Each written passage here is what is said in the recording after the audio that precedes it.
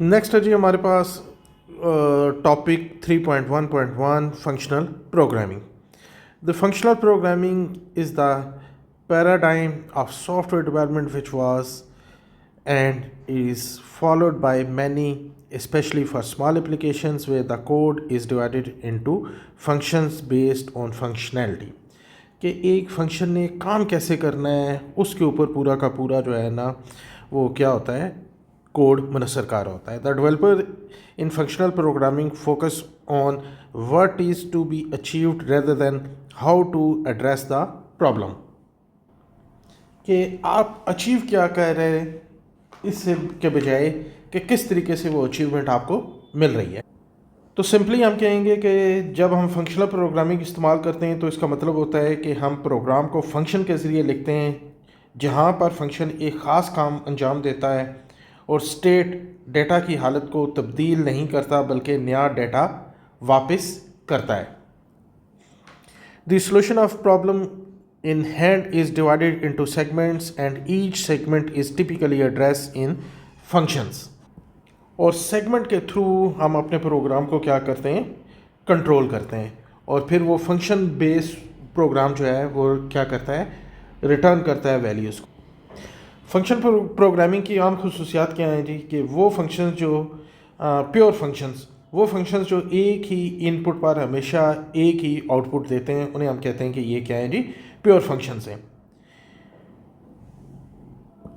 Immutability, data तब्दील नहीं होता बल्कि नया डेटा बनाया जाता है. नो साइड इफ़ेक्ट्स, फंक्शन बाहर के डेटा को मुतासर नहीं करता है. Function as first class citizen, function को वेरिएबल में महफूज बतौर आर्ग्यूमेंट पास और रिटर्न किया जा सकता है. फ़ायदे क्या है जी कि रिलायबल कोड है क्योंकि फंक्शन डाटा को तब्दील नहीं करते इसलिए बग आने के इम्कानात कम हो जाते हैं. डीबगिंग आसान हो जाती है. प्योर फंक्शन तलाश करना आसान होता है क्योंकि आउटपुट हमेशा प्रिडिक्टेबल होती है जी. कोड दोबारा इस्तेमाल के काबिल, फंक्शंस छोटे और मखसूस काम के होते हैं इसलिए इन्हें मुख्तलिफ़ जगहों पर आसानी से इस्तेमाल किया जा सकता है. यानी अगर मैं प्रिंट की स्टेटमेंट में अपना नाम या स्टूडेंट का नेम जो है वो 1000 टाइम लिखूं तो एक ही फंक्शन के थ्रू अगर हम उसे प्रिंट करा दें तो जहाँ पे भी हम कॉल करेंगे तो वो दोबारा कोड लिखने की ज़रूरत नहीं आएगी. पैरेलल प्रोग्रामिंग, क्योंकि डाटा तब्दील नहीं होता है इसलिए एक से ज़्यादा प्रोसेस एक साथ चल सकते हैं बगैर डाटा कॉन्फ्लिक्ट के. मेंटेनेबिलिटी, कि बेहतर कोड ज़्यादा साफ, मुख्तसर और मुनज़्ज़म फंक्शन होता है जिसे समझना और अपडेट करना आसान हो जाता है. टेस्टिंग, यूनिट की वजह से, प्योर फंक्शन यूनिट की वजह से बहुत आसान हो जाती है इसमें टेस्टिंग. बिगनर के लिए जो है ना ज़्यादा फ़ायदेमंद नहीं है कि वो डायरेक्टली इसे जो है ना वो यूज़ कर सकते हैं. लार्ज डाटा को भी मैंने आपको बता दिया है जी कि उसमें भी ये प्रॉब्लम दे सकता है जहाँ पे डाटा जो है ना बार बार आपके कॉम्प्लेक्स एल्गोरिथम जो हैं वो थोड़े से डिफ़िकल्ट हो सकते हैं जी. डाटा की हैंडलिंग करते हुए इसे ज़रा केयरफुल करना पड़ता है. क्रिटिकल सेक्शंस में जो है ना इसकी एफिशिएंसी जो है ना वो मुतासर हो सकती है जी. तो सिंपल हम कहेंगे कि फंक्शनल प्रोग्रामिंग एक महफूज, काबिल एतमाद और जदीद प्रोग्रामिंग स्टाइल है जो बड़े और पेचीदा सिस्टम्स में बहुत फ़ायदेमंद है. स्टेट बेस्ड सिस्टम्स और बिगिनर्स के लिए कुछ चैलेंजेस हैं इसमें. नेक्स्ट है जी हमारे पास object oriented programming. Object oriented programming OOP is a software development paradigm based on data and objects. यानी किस पे डिपेंड कर रहा है जी कि डाटा के ऊपर और साथ ही ऑब्जेक्ट के ऊपर. Which includes functions that define the behaviour and data attributes to indicate the properties of object. यानी अगर एक मैंने बटन बनाना है तो ये बटन मैंने बनाया तो मैं इसके एट्रीब्यूट्स को डिफ़ाइन करूँगा कि इसका साइज़ क्या होगा, फ़ॉन्ट का स्टाइल क्या होगा, कितना बड़ा होगा. इसके ऊपर ऑब्जेक्ट के ऊपर जो है ना ये पूरी की पूरी प्रोग्रामिंग जो है ना वो बनती है. तो फिर अगर मैं इस पर क्लिक करूँगा तो फिर इसके अगेंस्ट इसने क्या करना है, तो ये सारा कुछ किस में आ जाता है, ऑब्जेक्ट ओरिएंटेड प्रोग्रामिंग में. The program reflects real world objects like car, fruit, etc. The approach makes it easier to understand the problems, design solution and change the code if needed. OPP is implemented through classes. अब class क्या चीज़ है जी, या OPP के जो है ना बुनियादी अज्जा क्या है? सबसे पहले है क्लास। क्लास एक ब्लूप्रिंट खाका है ऑब्जेक्ट जिसकी बुनियाद पर, फॉर एग्जांपल कि कार एक जो है ना, इसकी हम एक एग्जांपल ले लेते हैं कि ये एक ऑब्जेक्ट है। अब इसका कलर कौन सा होगा, इसका में कितने लोग बैठ सकते हैं, इसकी स्पीड क्या होगी, इसके टायर्स किस तरह के होंगे, ये सारे कुछ इसके क्या आ जाते हैं, एट्रीब्यूट्स में आ जाते हैं जी। OPP के जो है ना वो 4 बुनियादी असूल हैं जी। जो सबसे पहले है जी वो है encapsulation. The main concept is to keep together the data and methods that are relevant. Encapsulation does not allow the direct access to some component but via some designated methods provided by the object. अब इसके फ़ायदे क्या हैं जी कि data महफूज रहता है, code ज़्यादा मुनज़्ज़म होता है, गैर ज़रूरी तब्दीलियों से बचाता है। एग्जांपल हम ले लेते हैं कि बैंक अकाउंट का बैलेंस बराह रास्त तब्दील नहीं किया जा सकता बल्कि मखसूस फंक्शन के ज़रिए ही उसे चेंज किया जा सकता है जी। एब्स्ट्रैक्शन। एब्स्ट्रैक्शन का मतलब है जी कि जो यूज़र है या जो इसे इस्तेमाल कर रहा है उससे सिर्फ उसके मतलब का डेटा फ्राहम करना, और अंदरूनी जो पेचीदगियाँ हैं, जो प्रोग्राम की कोडिंग है उसके साथ उसका कोई तल्लक नहीं है। फ़ायदा क्या है, इस्तेमाल में आसान है, पेचीदगी कम है, कोड समझना आसान है। मिसाल के तौर पर गाड़ी चलाने वाला सिर्फ स्टीयरिंग और पैडल्स का इस्तेमाल करता है, इंजन के अंदरूनी निज़ाम की तफसील नहीं जानता और ना उसे ज़रूरत है। Inheritance allow you to create new classes, subclasses or divided classes from existing parent classes. अब इसमें वरासत उसी तरीके से जैसे ग्रैंडफादर से जो है ना फादर और फिर उनके बच्चे, उसी को हम यहाँ पे भी वही फार्मूला इस्तेमाल करते हैं, वही मेथड इस्तेमाल करते हैं। इनहेरिटेंस में क्या होता है जी कि दूसरी क्लास में एक क्लास जो है ना उसकी तमाम खसूसियात जो है ना, यानी मेन से सब में वो तमाम खसूसियात वो शिफ्ट हो जाती हैं। फ़ायदे क्या हैं, कोड की तकरार कम है, वक्त की बचत है। अब एक व्हीकल है हमारे पास, वही फंक्शंस हमने कार पे लगाने और कार से हमने उसी को किस में कन्वर्ट कर दिया है, इलेक्ट्रिक कार में। नेक्स्ट है जी पॉलीफार्मिज्म, कि एक ही फंक्शन का मुख्तलिफ़ सूरतों पे मुख्तलिफ रवैया। फ़ायदे क्या हैं, लचकदार कोड, आसान इसमें तोसी हो सकती है, रिलायबिलिटी है। फॉर एग्ज़ाम्पल कि ड्रा का एक फंक्शन है तो उसमें सर्कल भी बन सकता है और स्क्वायर भी आप बना सकते हैं। तो OPP के फ़ायदे क्या हैं, रियल वर्ल्ड मॉडलिंग में आसानी है, कोड रिलायबल है, यानी इसमें चेंज लेके आना वो इजी है, सिक्योरिटी में इजाफा है जी, लार्ज प्रोजेक्ट्स के लिए, बड़े प्रोजेक्ट के लिए बहुत मौजू है, टीम वर्क में आसानी है।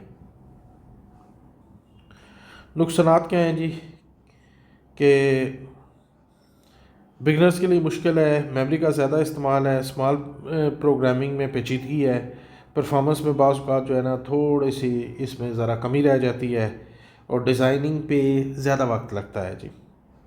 इस्तेमाल कहाँ पे करते हैं आप, वेब एप्लीकेशंस में, मोबाइल एप्लीकेशंस में, डेस्कटॉप सॉफ्टवेयर में, गेम्स डेवलपमेंट में और एंटरप्राइज सिस्टम में। तो सिंपल हम ये कहेंगे जी, क्या उसे कहते हैं कि ऑब्जेक्ट ओरिएंटेड प्रोग्रामिंग ताकतवर, मुनज़्ज़म और हकीकी दुनिया से करीब प्रोग्रामिंग अंदाज़ है जो बड़े और पेचीदा सिस्टम्स के लिए बेहतरीन है, अगरचे कि इसे सीखने में वक्त लगता है। तो OPP के एग्जांपल्स में हम जो है ना पाइथन, जावा, सी, इन्हें हम ले सकते हैं। नेक्स्ट है जी हमारे पास प्रोग्रामिंग कंस्ट्रक्ट्स इन पाइथन। पहले हम इसे एक्सप्लेन कर लेते हैं, फिर आगे थोड़ा सा देखते हैं। प्रोग्रामिंग कंस्ट्रक्ट्स से मुराद है कि वो बुनियादी ढांचे यानी बिल्डिंग ब्लॉक्स में प्रोग्राम लिखते हैं और पाइथन की मदद से हम इनको कंट्रोल करते हैं। सिक्वेंशियल कंस्ट्रक्ट्स, इसमें कोड ऊपर से नीचे इसी तरतीब में चलता है जिसमें लिखा गया हो। मिसाल में पहले इनपुट, फिर प्रोसेसिंग, फिर आउटपुट, यानी एक सीक्वेंस में जब आप प्रोग्राम लिखते हैं तो ये आपका है जी सेकंड है जी सिलेक्शन डिसीजन, के ये कंस्ट्रक्ट्स कंडीशन की बेस के ऊपर होते हैं कि इफ़ अगर ये काम करेंगे तो फिर क्या होगा, अगर इफ़ एल्स ये काम करेंगे तो फिर क्या होगा, इफ़ एल्स से क्या होगा। तो जैसे ही कंडीशन मैच करती है तो ये उसके मुताबिक वो एक्शन परफॉर्म कर देते हैं। आइट्रेशन लूपिंग कंस्ट्रक्ट्स, यानी बार बार एक चीज़ को दोहराने के लिए इन्हें हम इस्तेमाल करते हैं। फॉर का लूप है, वाइल का लूप है, नेस्टेड लूप्स हैं।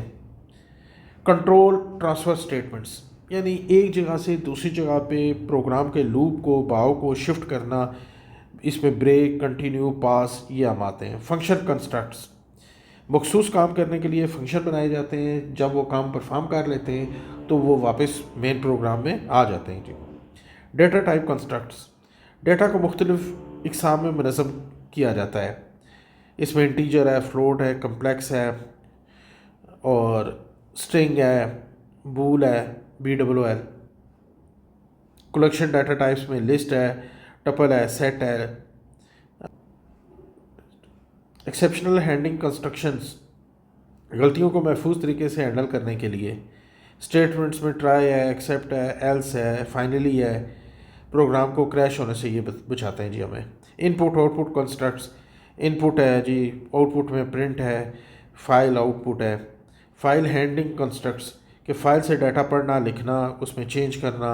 इसमें mode read write append. Object oriented constructs में क्लास है, ऑब्जेक्ट्स है, ठीक है, इनहेरिटेंस है। मॉड्यूल एंड पैकेज कंस्ट्रक्ट्स में इंपोर्ट है, फ्रॉम इंपोर्ट है, एज कीवर्ड है। बड़े प्रोग्राम को मुनज़्ज़म करने के लिए हम इसे करते हैं। बूलियन और लॉजिकल कंस्ट्रक्ट्स में एंड और नॉट है, कि कंडीशन एंड में कौन सी होगी और दोनों में से एक होगी, नॉट नहीं है जी।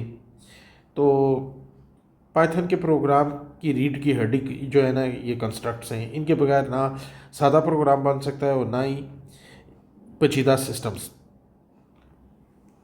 तो अब इसमें सबसे इम्पोर्टेंट है जी पहला लिस्ट, उसे हम डिस्कस कर लेते हैं।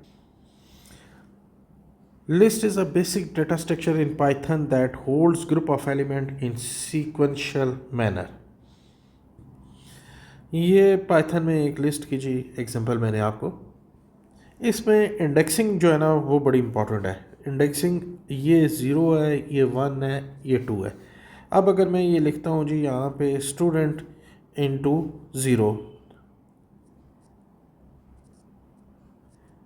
स्टूडेंट्स, और मैं 0 करता हूँ, तो मेरे पास रिज़ल्ट में क्या आएगा, मेरे पास रिज़ल्ट में अली आएगा जी। अब इस डाटा को हम चेंज भी कर सकते हैं, अपेंड भी कर सकते हैं, इससे कुछ इंसर्ट भी कर सकते हैं, रिमूव भी किया जा सकता है। तो इसलिए ये म्यूटेबल भी है जी।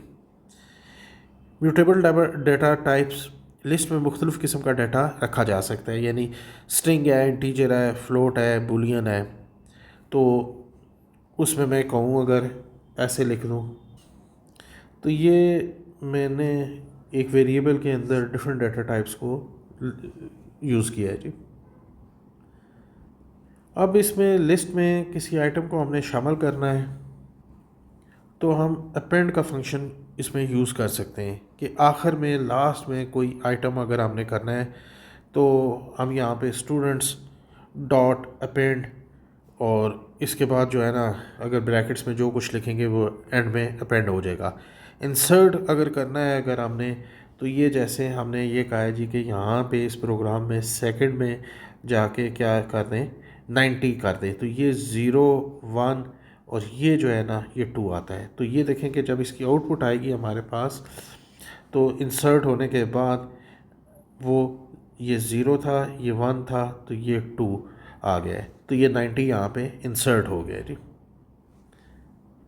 इसी तरीके से हमने रिमूव का है 78, तो इसने यहाँ से 78 को क्या कर देना है, रिमूव कर देना है, ठीक है। और बाकी जो है ना लैंग्वेज की कैलकुलेशंस वो एज़ यूजुअल, और ये हमें आउटपुट यहाँ पे मिल जाएगी इस प्रोग्राम। देखिए टपल और लिस्ट जो है ना ये आलमोस्ट जो है ना वो सेम ही है, लेकिन इसमें एक बुनियादी फ़र्क है। वो बुनियादी फ़र्क क्या है जी, कि डाटा जो पाइथन में एक दफ़ा टपल में लिखा जाए तो उसे आप चेंज नहीं कर सकते हैं जी। खुसूसियात इसकी क्या है कि नया डाटा शामिल नहीं किया जा सकता, मौजूदा डाटा तब्दील या उसे रिमूव नहीं किया जा सकता। ऑर्डर की इसमें बड़ी अहमियत है जी। ये 0 है, ये 1 है, ये 2 है, ये 3 है, ये 4 है, ये 5 है। तो ये जो ऑर्डर है इसका, ये बड़ा इम्पोर्टेंट है। इसमें मल्टीपल डाटा टाइप्स को भी इसमें रखा जा सकता है। और ब्रैकेट के करेंगे तो हम इसके अंदर जो डाटा लिखेंगे इन ब्रैकेट्स के अंदर वो टपल का है, ये इसको रिप्रेजेंट करने का तरीका है जी। तो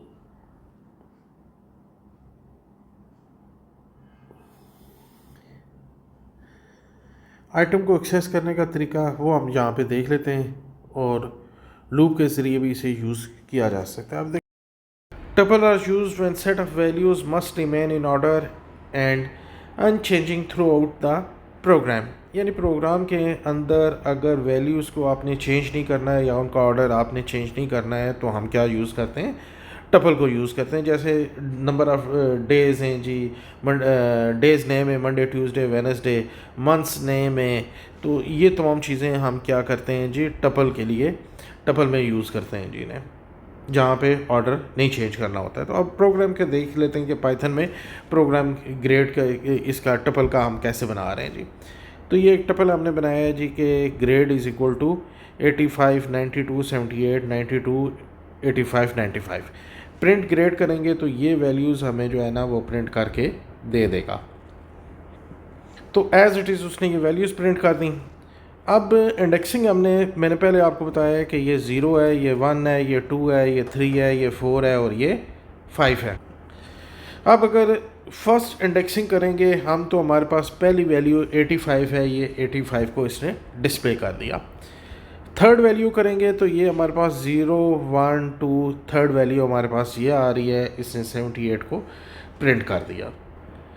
अब अगर 92 जो है इसे हमने सर्चिंग करनी है कि ये अवेलेबल है कि नहीं है इस टपल में, तो हमने कहा है जी कि इफ़ 92 इन ग्रेड्स, के ये जो टपल का नाम है हमने ग्रेड्स रखा है, इसमें 92 है कि नहीं है। ऑब्वियसली ये था जी, क्या उसे कहते हैं, तो ये हमें प्रिंट कर देगा कि 92 जो है वो स्टूडेंट गॉट 92, ये एज इट इज़ प्रिंट कर देगा जी। नेक्स्ट ये कमांड हमारे पास न्यू ग्रेड्स जो है एक नया टपल मैंने बना दिया है जिसमें ये ग्रेड्स हैं और प्लस जो है ये इस टपल की वैल्यूज़ को दोनों को इसने क्या कर देना है, ऐड कर देना है। और दोनों को ऐड करने के बाद हमारे पास जो रिज़ल्ट आएगा वो ये मैं टाइप कर देता हूँ। और दो और वैल्यूज़, एक तो ये आ गया इसमें, और दो वैल्यूज़ ये वाली जो 88 और 90 हमारे पास ये वैल्यूज़ आ जाएंगी। तो इस तरीके से ये दोनों टपल्स को क्या कर दिया है, कंबाइन हो गए हैं, जुड़ गए हैं जी। टपल के फ़ायदे, डाटा महफूज रहता है, परफॉर्मेंस बेहतर है, फिक्स डाटा के लिए बेहतरीन है। नुकसानात में क्या है, डाटा तब्दील नहीं किया जा सकता है, डायनमिक डाटा के लिए मुनासिब नहीं है। तो ये था जी हमारे पास टपल। अब नेक्स्ट हम मूव करते हैं जी टपल के बाद सेट के ऊपर, के सेट क्या चीज़ है।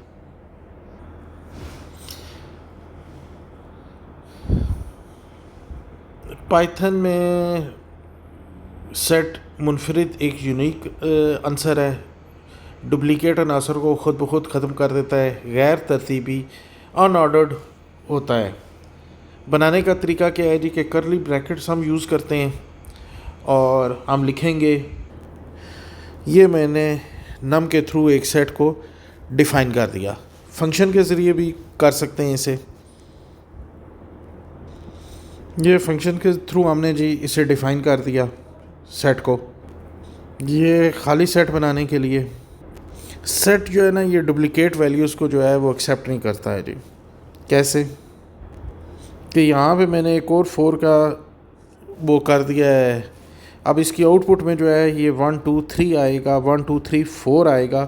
ये वाला जो 4 है आपका ये नहीं आएगा क्योंकि डुप्लीकेट वैल्यूज़ को इसने वो नहीं करना है एक्सेप्ट। अनऑर्डर्ड होता है यानी अनासर का कोई ख़ास तरतीब नहीं होती है, इंडेक्सिंग नहीं है, ठीक है। अगर मैं करूँ इंटू ज़ीरो, तो ये मुझे क्या करेगा, ये एरर जनरेट करेगा।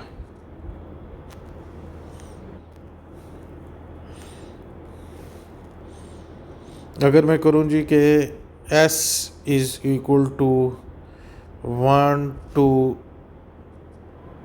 3 और मैं कहूँ s ऐड 4, तो एलिमेंट को 4 को वो कर देगा। और अगर एक से ज़्यादा एलिमेंट को शामिल करना है तो फिर अपडेट का फंक्शन हम इसमें यूज़ करते हैं जी। और इसमें से रिमूव करने के लिए हम रिमूव और डिस्कार्ड का फंक्शन यूज़ करते हैं जी। खाली करना है तो s इंटू क्लियर कर देंगे, तो ये सेट को क्या कर देगा, खाली कर देगा जी। इसमें एक सेट अगर a जो है हमारे पास, तो दोनों को यूनियन करेंगे हम, तो ये दोनों का रिज़ल्ट हमें दे देगा 1 2 3 4 5। इंटरसेक्शन के लिए हम ये करेंगे कि लिखेंगे a एंड b, तो दोनों का रिज़ल्ट हमें वो क्या दे देगा, 3 दे देगा। सेट का प्रोग्राम देख लेते हैं जी। ये हमारे पास सेट है एक ग्रेड्स के नाम से 85 92 78, ये इसके एलिमेंट्स हैं जी। प्रिंट करेंगे तो ये आउटपुट में हमें एज़ इट इज़ ये प्रिंट हमें दे देगा जी। डुप्लिकेट वैल्यूज़ को उसने क्या कर दिया जी, यहाँ से 85 को उसने ख़त्म कर दिया जी, डुप्लिकेट वैल्यूज़ थी। और दूसरी वैल्यू जो है ना डुप्लिकेट, इसमें 92 है, उसे भी उसने क्या कर दिया है, ख़त्म कर दिया जी। तो ये हमारे पास 92 आ गया है जी, 85 आ गई है, और 78 है, और 95 है। तो डुप्लिकेट वैल्यूज़ को उसने यहाँ से क्या कर दिया है, ख़त्म कर दिया है। नेक्स्ट हमने ऐड का फंक्शन यूज़ किया है और 88 को ऐड किया है, तो 88 यहाँ पे ऐड हो गया जी। प्रिंट किया है, तो ये प्रिंट करने से अब 88 के साथ इसने वैल्यूज़ को प्रिंट करके हमें ये दे दिया जी। Print student has 92 among the grade, वो एज़ इट इज़ उसने प्रिंट करके हमें दे दिया जी। ये था जी हमारे पास set.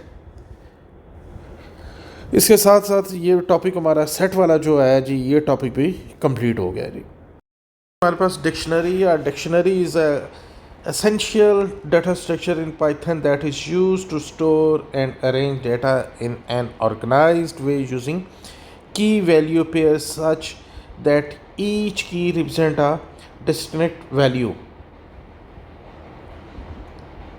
Each key is associated with a particular value. List have index, while in dictionary it can be any type of data. अब सबसे पहले ये है जी कि डिक्शनरी है क्या चीज़, और इसमें की क्या चीज़ है और वैल्यू क्या चीज़ है, इसे हम ज़रा समझ लें तो डिक्शनरी हमें बड़े आसानी के साथ समझ आ जाएगी जी। देखें, आपका मोबाइल है, मोबाइल में हमने ये करना है जी कि नेम है, नेम को सर्च करते हैं तो हमें क्या मिल जाता है, अगले बंदे का मोबाइल नंबर।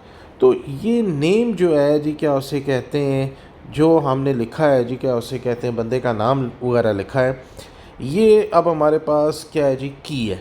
और उसके अगेंस्ट उसका मोबाइल नंबर जो है 0333 या व्हाट्सएवर, ये हमारे पास उसकी क्या है, वैल्यू है।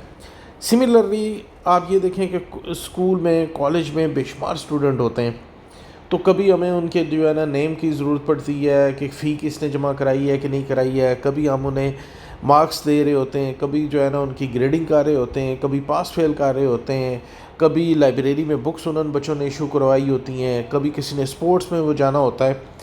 तो हम ये कर लेते हैं जी कि रोल नंबर को हम ये कर देते हैं जी कि एक की डिफ़ाइन कर देते हैं कि ये जो है स्पेसिफिकली डाटा को एक्सेस करने के लिए हम ये करते हैं जी कि रोल नंबर 1, तो क्लास, स्पेसिफिक क्लास, और उसके अगेंस्ट जो है ना वो एक स्टूडेंट का पूरा डाटा हमें रिट्रीव होकर मिल जाता है। फ़ी का मॉड्यूल हो तो हम फ़ी के में रोल नंबर को सर्च करके की को बनाने के बाद वहाँ से सर्चिंग कर लेते हैं। इसी तरीके से कहीं पे कोई सोसाइटी है, उसमें घरों के नंबर जो हैं वो आपने क्या किए होते हैं जी कि की के तौर पे आप उसे इस्तेमाल करते हैं कि जैसे ही आप उस घर का नंबर जो है वो इंटर करते हैं तो ऑनर कौन है, कितने वो है, एरिया पे वो है, प्लॉट है या घर है, उसके बारे में डिटेल आपको जो है ना सोसाइटी के ऑफिस से वो मिल जाती है। बैंक में अकाउंट नंबर जो है ना, जैसे ही आप उसे एक्सेस करते हैं, किस बंदे का है, कितने पैसे हैं, सारी चीज़ें हमें पता चल जाती हैं। तो ये डिक्शनरी में अब की और वैल्यू का आपको पता चल गया है कि ये क्या चीज़ है।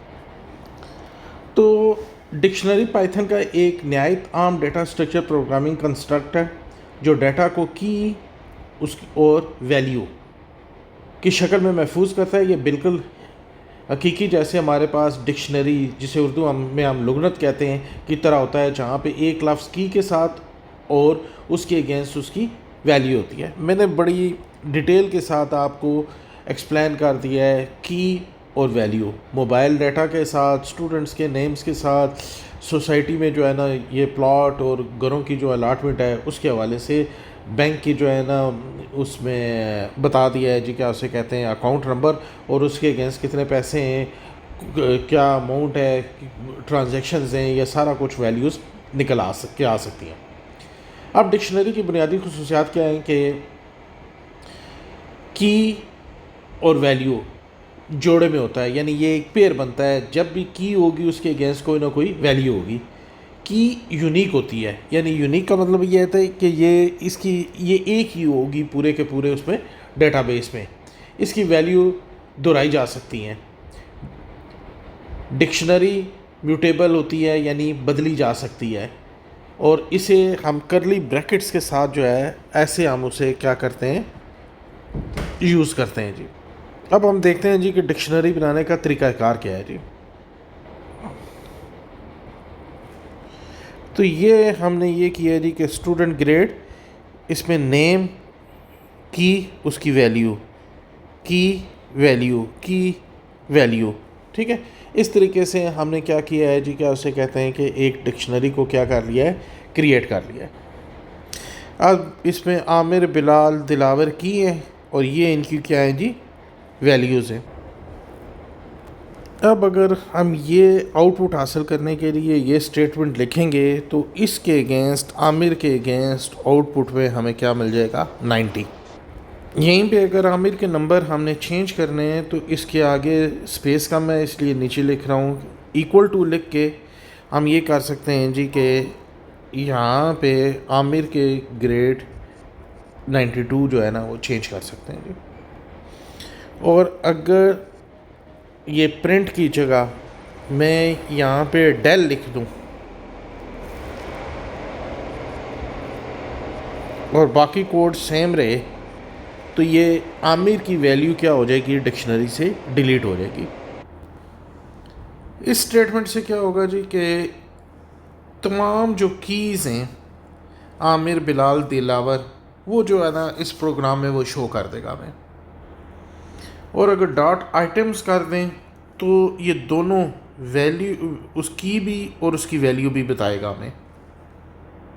अब डिक्शनरी को हमने यूज़ कहाँ पे करना होता है, जब डेटा के नाम के साथ महफूज करना हो, जब तेज़ी से फास्ट सर्चिंग करनी हो, जब स्टूडेंट डेटा चाहिए हो, जैसे हम ये कहते हैं जी कि स्टूडेंट का रिकॉर्ड, उसका नेम, उसकी फ़ी, ये तमाम चीज़ें चाहिए, तो यहाँ पे हम क्या करेंगे, यूज़ करेंगे डिक्शनरी को जी। तो सिंपल हम कहेंगे कि डिक्शनरी पाइथन में एक ताकतवर प्रोग्रामिंग कंस्ट्रक्ट है जो डाटा को मुनज़्ज़म, तेज़ और मौसर अंदाज में महफूज करने के लिए इस्तेमाल होती है, ख़ास तौर पर जब डाटा को नाम की के साथ जोड़ना हो। तो ये था जी हमारे पास डिक्शनरी। अब हम इसमें ये प्रोग्राम जो है इसे देख लेते हैं जी। डिक्शनरी का प्रोग्राम हम देखते हैं जी कि डिक्लेरेशन ऑलरेडी मैंने आपको बता दी थी कि हमारे पास आमिर है, वैल्यू 90 है, बिलाल वैल्यू 85, दिलावर वैल्यू 92।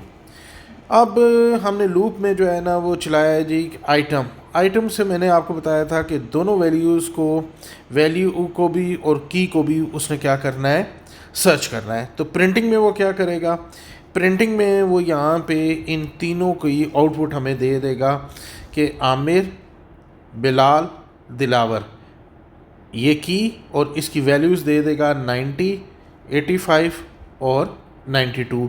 ये इसकी हमने फर्स्ट आउटपुट यहाँ पे इस प्रिंट से ले ली। इसके बाद इसने जायद 88 और बिलाल को अपडेट कर दिया इसने 85 से 87 में। इसके बाद इसने स्टूडेंट को डेल कर दिया दिलावर को। तो अब देखें कि यहाँ पे अपडेट हो गया, यहाँ पे दिलावर क्या हो गया है, डिलीट। अब यहाँ पे इस स्टेज के ऊपर मैं अगर प्रिंट चाहूँगा तो मुझे क्या मिलेगा जी, क्या उसे कहते हैं कि आमिर मिलेगा, बिलाल के नंबर अपडेट होने के बाद 87 मिल जाएंगे, और दिलावर अगर डिलीट हो गया है तो फिर मुझे क्या मिल जाएगा, जायद 88। और अगर ये डिलीट नहीं हुआ है तो फिर एल्स की शेप में अगर मैं इसे वो प्रिंट कराऊंगा तो फिर ये मुझे क्या दे देगा, विद दिलावर जो है ना ये मुझे आउटपुट दे देगा। तो ये था जी हमारा प्रोग्राम। इसे मैंने पहले भी एक्सप्लेन किया है, होप आपको ये समझ आ गया होगा। इसके साथ ही ये डिक्शनरी वाला टॉपिक भी हमारा क्या हुआ है जी, कंप्लीट हो गया जी। नेक्स्ट टॉपिक है जी हमारा nested list 3.2.5। A nested list is a list of lists such that the linear list or sublist can further contain list as a element। यानी अगर एक लिस्ट हमारे पास ये है जी, इसमें 1 2 3 है, तो एक लिस्ट के अलावा और लिस्ट अगर हम शामिल करेंगे तो ये जो मेन हमारे पास बनेगी जी, ये हमारे पास क्या हो जाएगी, नेस्टेड लिस्ट होगी। Nested list is quite useful in handling complex data like matrix. अब मैट्रिक्स क्या होती है जी, ये हमारे पास अगर डाटा है जी तो ये हमने क्या किया हुआ है कि ये हम कहते हैं जी कि ये एक मैट्रिक्स है। आपका टाइम टेबल जो है बच्चों का क्लास में मिलता है, वो देखें एक तरफ आपके डेज़ लिखे होते हैं और एक तरफ आपकी टाइमिंग लिखी होती है। तो ये आपकी 2 डायमेंशंस हैं, इसे हम कहते हैं रो और कॉलम। ये हमारे पास क्या है, मैट्रिक्स है जी। तो रो और कॉलम में जब भी डाटा लिखा जाएगा तो ये हमारे पास क्या बन जाएगा, मैट्रिक्स। तो इस तरीके से डाटा को अगर हैंडल करना है, कहीं पे हमने कोई टेबल वगैरह बनाने, तो उन टेबल्स में आपने एक तरफ स्टूडेंट्स लिख दिए हैं, दूसरी तरफ जो है ना आपने ग्रेड, मार्क्स या उनकी बाकी चीज़ें लिखनी हैं। तो ये कम्प्लेक्स किस्म के जो डाटा है, इसे हैंडल करने के लिए हम मैट्रिक्स बनाते हैं, और मैट्रिक्स को सॉल्व करने के लिए हमने क्या करना है, नेस्टेड लिस्ट का यूज़ करना है। तो सिंपल अल्फाज में हम कहेंगे कि नेस्टेड लिस्ट पाइथन की वो लिस्ट है जिसके अंदर एक या एक से ज़्यादा लिस्टें मौजूद हों, यानी लिस्ट के अंदर लिस्ट। जब एक लिस्ट के अनासर खुद लिस्ट हों तो इसे नेस्टेड लिस्ट कहा जाता है। अब ये एक एग्जांपल है हमारे पास नेस्टेड लिस्ट की, तो इसमें हम डाटा को इस तरीके से चेंज भी कर सकते हैं। अब ये स्टूडेंट जो है एक नेस्टेड लिस्ट है, इसमें क्या हो रहा है जी कि ये डाटा स्टूडेंट का शो कर रहा है जी कि ये नेम है, ये इनकी एज है, ये इनका क्या है जी, ग्रेड है। अब इसमें ये रोज़ हैं और ये इसके पास क्या है जी, ये पूरा का पूरा कॉलम है जी। अगर ये कंसेप्ट आपको क्लियर हो जाता है रो और कॉलम का, तो नेस्टेड को आप नेस्टेड लिस्ट को, या जब भी नेस्टेड में कहीं पे भी कोई भी लूप आ जाता है तो आपको बड़ी इजीली चीज़ों को समझ आ जाती है जी। अब देखें कि इसमें मैट्रिक्स में इसके जो कोऑर्डिनेट होते हैं जी, ये 0 रो हम इसे कह सकते हैं, ये हमारे पास 0 रो है, ये 1 है और ये हमारे पास 2 है। इसी तरीके से ये 0 1 2 है। अब देखें कि इस एलिमेंट को हमने एक्सेस करना है जी, हमने अली को एक्सेस करना है। तो देखें अली इधर से और इधर से हम करें तो ये बन रहा है 0 0, यानी रो 0 कॉलम भी 0, ये रो 0 कॉलम 1, ये रो 0 कॉलम 2। और यहाँ पे अहमद को अगर हमने एक्सेस करना है तो देखें अहमद की रो हमारे पास 1 कॉलम 0 1 1 1 2 और अगर हमने सारा को एक्सेस करना है तो ये second row 0 column, second row पहला कॉलम, सेकंड रो सेकंड। तो एलिमेंट को अगर हमने एक्सेस करना होगा इसे अली को तो इसमें रो भी 0 और कॉलम भी 0 आएगा, तो तब अली को हम एक्सेस कर सकेंगे इसके एलिमेंट्स को। अगर ये कंसेप्ट आपको क्लियर हो गया है तो फिर नेस्टेड में कहीं पे भी आपको प्रॉब्लम नहीं आएगी। तो इस कंसेप्ट को जहन में रखिए कि इनके एलिमेंट्स को एक्सेस करने के लिए रो और कॉलम को हमने कैसे यूज़ करना है जी। तो इसने आउटपुट में प्रिंट स्टूडेंट इनटू 0 अगर मैंने कहा तो इसने आउटपुट में मुझे ये फर्स्ट जो पूरी की पूरी रो है ये लिस्ट इसने मुझे दे देनी है। और अगर मैंने अली तक जाना है तो फिर मुझे क्या करना पड़ेगा, मुझे ये करना पड़ेगा जी, क्या उसे कहते हैं कि प्रिंट स्टूडेंट 0 और इसके साथ मुझे ये एक और 0 लिखना पड़ेगा। अब इसने किसको एक्सेस करना है, इसने अली को एक्सेस करना है जी। अगर मैंने किसी का डाटा चेंज करना है, सपोज करें अली को मैं चेंज करना चाहता हूँ, तो मैं STUDENT स्टूडेंट कौन सी पोजीशन है जी 0 0 पे मैं क्या कर देता हूँ जी कि लिख देता हूँ जायद। तो अब यहाँ पे क्या आ गया है जी, मूव हो जाएगा जायद। और इसी तरीके से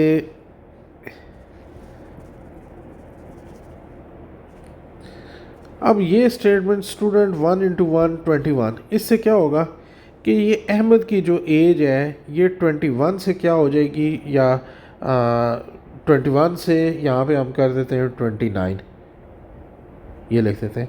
तो 21 की जगह क्या आ जाएगी, मूव हो जाएगी 29। और अगर 1 इंटू 1 में मैं 29 की जगह इंटर कर देता हूँ जी 30, तो अब क्या हो जाएगा जी, एज इसकी क्या हो जाएगी, अहमद की 21 की जगह क्या आ जाएगी 30 आ जाएगी। फ़ायदे क्या है इसके, मुनज़्ज़म डाटा है, टेबल जैसे डाटा को महफूज करता है, हकीकी दुनिया के डाटा को बेहतर नुमाइंदगी करता है। नुकसानात क्या हैं, पेचीदगी हो सकती है, याद रखना बड़ा डाटा को मुश्किल है जी। अच्छा, प्रोग्रामिंग के अलावा आपको जस्ट समझाने के लिए मैं ये करता हूँ जी कि लिखता हूँ यहाँ पे कि फॉर रो इन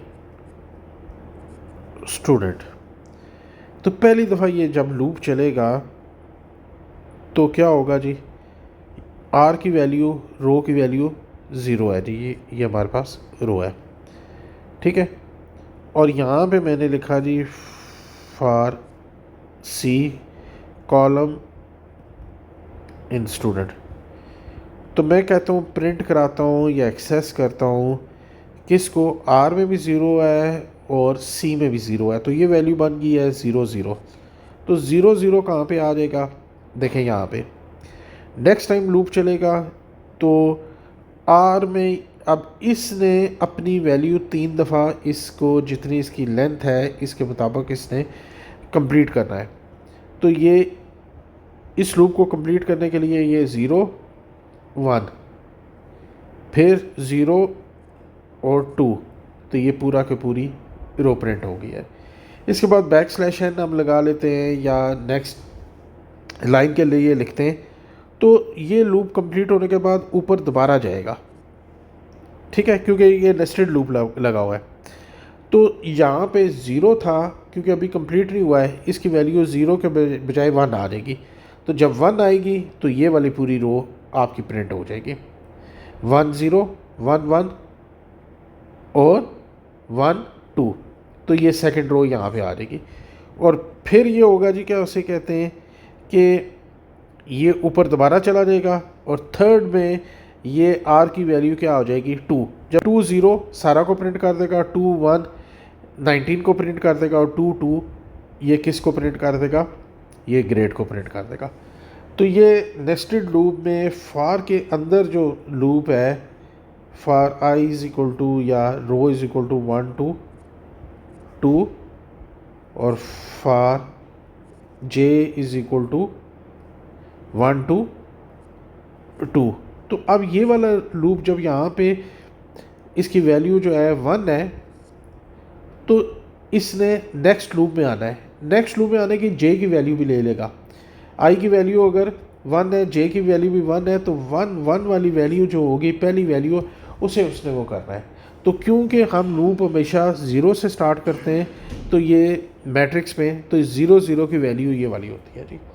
तो ये मेन था नेस्टेड, जिसे हमने वो अभी इस टॉपिक में कवर किया है। तो नेस्टेड का डेटे को स्टूडेंट्स के रिकॉर्ड में, टेबल, रो, कॉलम में, मार्कशीट में, मैट्रिक्स में, स्कूल ऑफिस का डाटा, मैनेजमेंट का डाटा, उसके लिए हम क्या यूज़ करते हैं जी, नेस्टेड के। इसके फ़ायदे क्या हैं? मुनज़्ज़म डाटा है, टेबल जैसे डाटा को महफूज कर सकते हैं, हकीकी दुनिया के डाटा की बेहतर नुमाइंदगी करता है जी। ठीक है। और ख़ुलासा हम इसका कहें जी कि एंड कहें कि लिस्ट के अंदर लिस्ट है, नेस्टेड लिस्ट। इसमें टेबल का रिकॉर्ड जो है वो महफूज करने के लिए बहुत मुफीद है और ताकतवर डाटा स्ट्रक्चर है जी। तो ये था हमारा नेस्टेड लिस्ट। अच्छा, इसका प्रोग्रामिंग कंसेप्ट जो है ना फार के लूप का, वो ज़रा समझ लेते हैं। कि मैं कहता हूँ जी कि फार आई, ये पाइथन से हट के मैं आपको लॉजिक समझाने के लिए कहता हूँ फार I is equal to 0 to 2। अब जब हम प्रिंट करते हैं जी, क्या उसे कहते हैं, आई को, तो ये 0, 1 और 2 को प्रिंट कर देगा। ठीक है जी।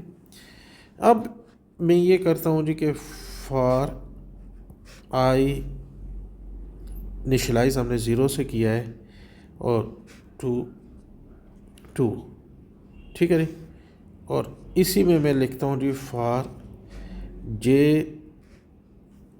इज़ इक्वल टू 0 से कहाँ तक, 2। अब देखें, मैं कहता हूँ यहाँ पे प्रिंट आई और जे।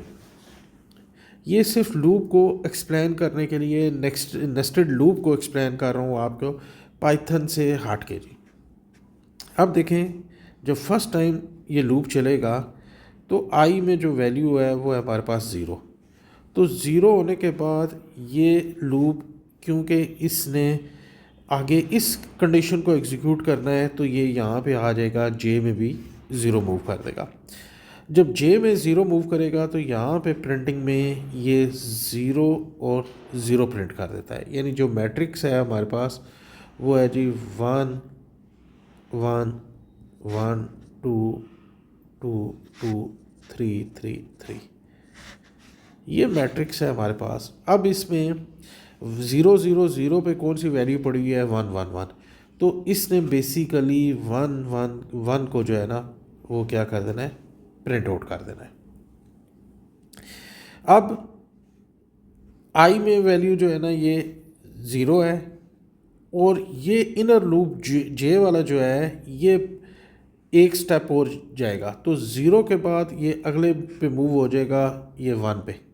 जब ये 1 पे मूव हुआ तो आई में तो अभी जो है ना, क्योंकि इनर लूप पहले ये वाला कंप्लीट होगा फिर ये लूप चलेगा, तो फिर ये 0 और ये क्या हो गया है, 1, ये सेकंड वैल्यू। फिर 0 और 2, तो ये वैल्यू प्रिंट कर देगा। अब इसके अगेंस्ट अगर हम \n लगाएं या कोई लगाएं, तो ये पहला लूप इसका क्या हो गया है, कंप्लीट हो गया है। तो यहाँ से ये दोबारा फिर जो है ना ऊपर जाएगा, दोबारा जाएगा। तो आई में पहले 0 था, अब आई में की वैल्यू क्या आ गई है, 1।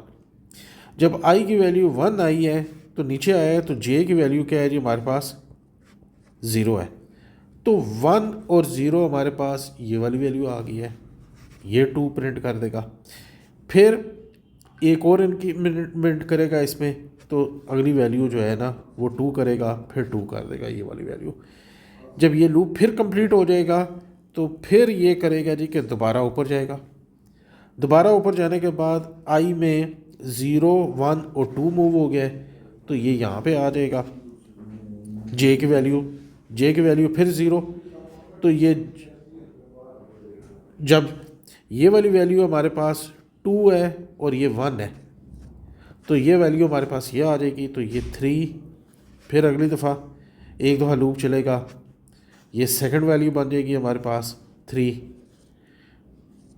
और फिर एक दफ़ा लूप चलेगा तो ये 3। तो जब ऊपर जाएगा कंडीशन उसकी हो जाएगी फॉल्स हो जाएगी, तो वो आगे चल जाएगा। तो ये फार का जो है ये लूप थोड़ा सा एक्सप्लेन करना था आपको कि नेक्स्ट है जी हमारा topic list as a value in dictionary. A dictionary comprise of a key value pair, and for multiple values against a key can be stored in the dictionary in the form of a list। देखिए, सबसे पहले हमें ये पता होना चाहिए कि dictionary क्या है। तो हमने लास्ट टॉपिक में डिस्कस किया था a dictionary store data in की वैल्यूज पेयर्स, कि हमने जो टेलीफोन वाली डिक्शनरी थी उसकी एग्जांपल ली थी कि हमने टेलीफोन किसी बंदे का जो है ना वो सर्च करना है, तो नेम के अगेंस्ट हम जो है ना उसे सर्च करेंगे, उस नेम के अगेंस्ट जो है ना उस डिक्शनरी में उसका टेलीफोन सर्च किया जा सकता है। इसमें हमने देखा था कि एक चीज़ हमारे पास है जी की, जिसमें नेम है और उसके अगेंस्ट वैल्यू उसका क्या है जी, फ़ोन नंबर है जी। तो की प्लस वैल्यू, तो ये हमने चेक किया था कि डिक्शनरी में इसके ऊपर हमने काम किया था जी। For example, every record of a student can be stored in the dictionary such that a student's name will act as the key while the registration number and marks will be the values. कि student का जो नाम होगा वो नाम suppose करें जी कि सारा है। अब ये क्या चीज़ है हमारे पास, ये की है, और इसके अगेंस्ट रजिस्ट्रेशन नंबर और बाकी मार्क्स जो है मार्क्स 1, मार्क्स 2, मार्क्स 3, ये इसकी क्या है जी, वैल्यूज़ हैं। तो इसी के कम्बिनेशन के थ्रू हमने इस डिक्शनरी का जो टॉपिक है इसे अंडरस्टैंड करना है जी। और लिस्ट को फिर हमने डिफ़ाइन किया था कि a list can be used as a value in dictionary to store multiple related items for one key. तो की हमने यहाँ पे क्या कर दिया था, नेम, और उसके अगेंस्ट टेलीफोन नंबर जो है वो क्या थी, उसकी वैल्यूज़। और ये स्टूडेंट वाले एग्जांपल में स्टूडेंट का नेम जो है ये हमारे पास की है, और इसके अगेंस्ट रजिस्ट्रेशन नंबर, मार्क्स उसके जो है 1 सब्जेक्ट के, 2 के, 3 के, ये उसकी क्या है जी, वैल्यूज़ हैं। प्रोग्राम का कोड लिखना शुरू करते हैं जी। देखें, ये प्रोग्राम का कोड आपकी बुक में जो लिखा हुआ है उसी को मैं फॉलो कर रहा हूँ। तो डायरेक्टरी नेम मैंने कर दिया है स्टूडेंट, और इसके बाद जो हमारे पास ये वैल्यूज़ हैं इसकी की सारा की है इसमें, और इसकी वैल्यूज़ हमने ये एंटर कर। तो ये फर्स्ट लिस्ट होगी, ये सेकंड लिस्ट होगी, ये थर्ड लिस्ट होगी, और ये इसकी सारा जो है ये नेम है, की है, जमाल की है या जायद, इसकी की होगी है जी हमारे पास। इंडेक्सिंग को मैंने बड़ा वाज़ेह किया हुआ है जी आपके ऊपर कि ये इसकी इंडेक्सिंग 0, 1, 2 और 3 है जी। ठीक है जी। इसी के मुताबिक अब हमने सारा का अगर रजिस्ट्रेशन नंबर सर्च करना है तो उसके लिए देखें हम क्या कर रहे हैं। तो सिंपली एक वेरिएबल मैंने बनाया जी। वेरिएबल में सबसे पहले डायरेक्टरी को मैंने स्टोर किया, डायरेक्टरी के बाद की को, और की के बाद इसका जो फर्स्ट इंडेक्स था उसे हमने किया, ताकि ये 345 हमारे पास जो है ये सारा का रजिस्ट्रेशन नंबर जो है ये मूव हो जाए किस नंबर में, ये सारा के रजिस्ट्रेशन नंबर में मूव हो जाए।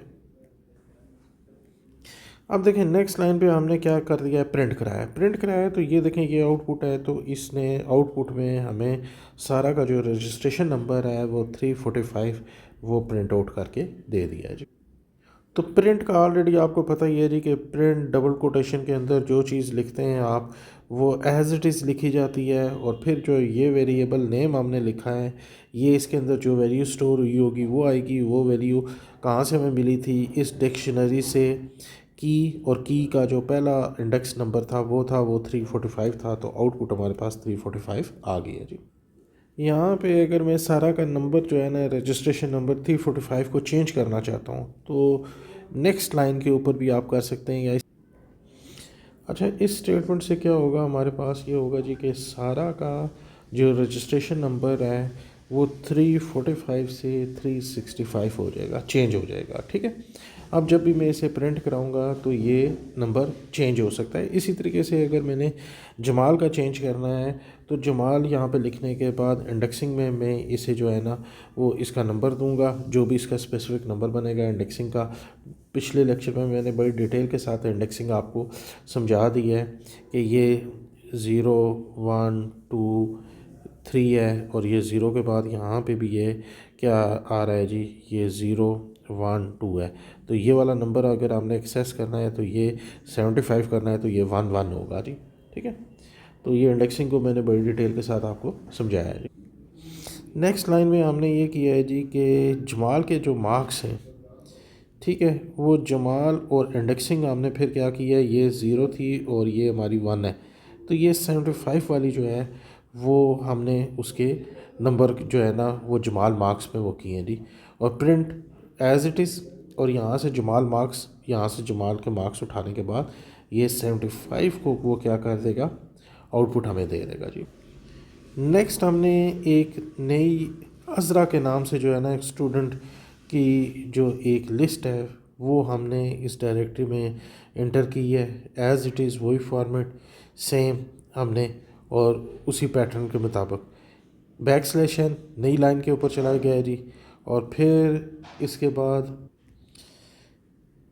इंडेक्स हमने 2 किया है, 0 1 2, तो 85 की जगह मार्क्स अब क्या आ गए हमारे 100 हो गए हैं जी।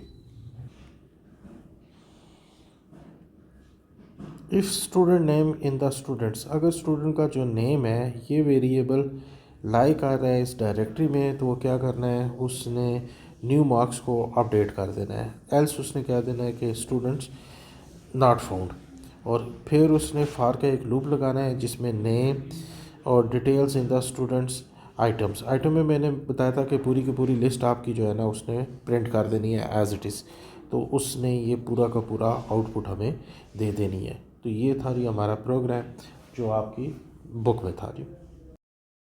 नेक्स्ट है जी हमारा files in Python, importance of IO, disk input and output. IO is a vital for efficient data handling and optimal system performance in computers.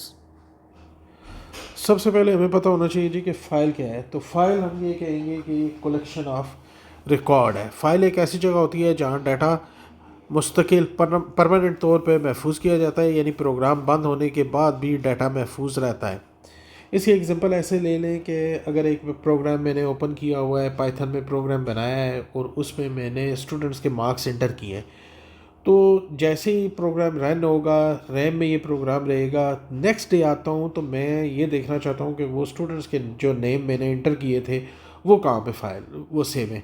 तो वो जिस टेक्स्ट फाइल में सेव होंगे उसे मैं रिट्रीव अगर करना चाहता हूँ या उसमें अपेंड करना चाहता हूँ, रिट्रीव करना चाहता हूँ, रीड करना चाहता हूँ, तो ये फ़ाइल हैंडलिंग में ये तमाम मोड्स आ जाएंगी। इन्हें हमने कैसे हैंडल करना है ये आज के लेक्चर में हमने देखना है। नेक्स्ट है जी टेक्स्ट फाइल्स क्या होती हैं जी। In a text file data is store through characters like, यानी जो इसकी एक्सटेंशन है वो TXT होती है अमूमन, ठीक है, या CSV वगैरह। Point to be noted here is that a special marker called end of line EOF generated, ये बैकस्लैश n जो है इसे कहते हैं UF, is use to highlight completion of a line. This way Python knows that a new line is started after EOL marker. अब text file को आगे already मैंने एक्सप्लेन कर दिया था आपको कि ये फाइल्स जैसे पाइथन के प्रोग्राम में हम नेम वगैरह स्टोर करते हैं, तो अगर हम डॉस मोड में टाइप और फाइल नेम लिखें तो वो डिस्प्ले कर दे, या इसके अगेंस्ट नोट पैड में हम उन्हें ओपन करें तो वो फाइल्स जो है ना हमारे पास ओपन हो जाएं। तो ये तमाम फाइल्स हमारे पास क्या होती हैं, text file.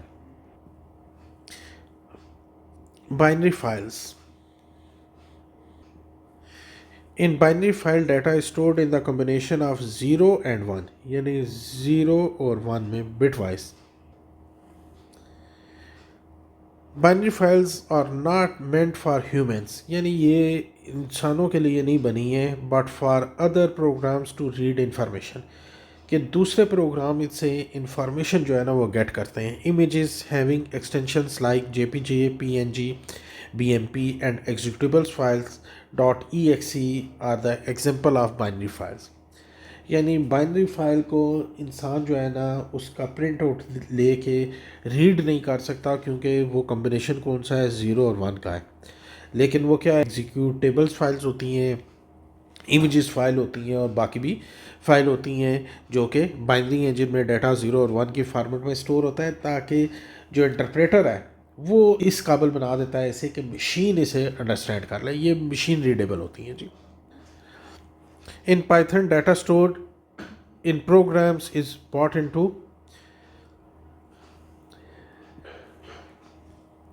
in Python, data stored in program to brought into RAM, where functions like creation of a new files, reading data from files, writing data into files can be performed. Python has inbuilt files handling method that make file access easy. अब Python में file handling में कैसे काम करता है, तीन बुनियादी चीज़ें हैं जी इसमें, कि फ़ाइल को ओपन करना, फ़ाइल को रीड राइट करना या अपेंड करना, और फ़ाइल को क्या करना, क्लोज़ करना. तो इस तरीके से ये काम करता है Python. After the file is open in read mode, the content can be extracted by using read function. यानी ये रीड का फंक्शन जो है, इसके थ्रू फाइल के अंदर जो कुछ लिखा हुआ है वो हम क्या कर सकते हैं, रीड कर सकते हैं. अब राइट फंक्शन क्या करता है जी, लिखने के लिए, और क्लोज फंक्शन क्या है जी, फाइल को क्लोज करने के लिए हम इस्तेमाल करते हैं. अब ये एक प्रोग्राम है, इसमें हमने एक न्यू फाइल वेरिएबल है, फाइल को क्या किया है जी, ओपन किया है, और ओपन करने के बाद कौन सी मोड, फाइल का नाम हमने क्या रखा है, abc.txt, और किस मोड में हमने ओपन किया है, राइट मोड में. ठीक है जी. इसे रीड भी कर सकते हैं हम, और इसे हम क्या कर सकते हैं, अपेंड भी कर सकते हैं जी. तो मैंने यहाँ पे क्या है जी, W यूज़ किया है राइट मोड में.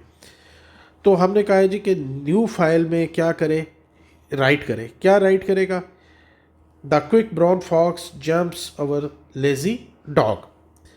तो ये पूरा का पूरा डबल कोटेशन के अंदर जो चीज़ आप जो है वो लिख देंगे, जब फाइल को आप प्रिंट करेंगे, ठीक है, तो फिर क्या होगा, जो कुछ फाइल के अंदर लिखा हुआ है वो एज इट इज़ क्या होगा, प्रिंट हो जाएगा.